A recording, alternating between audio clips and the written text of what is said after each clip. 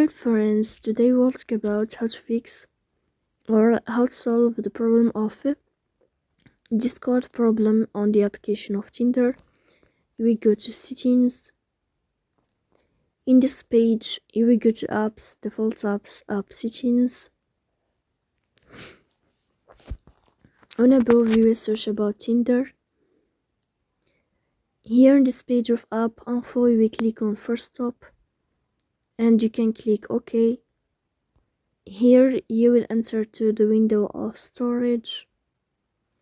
Then we click on clear cache, but pay attention, don't click clear data because that can delete your account. Here you can turn on your airplane mode and you can turn off your airplane mode again to fix that problem.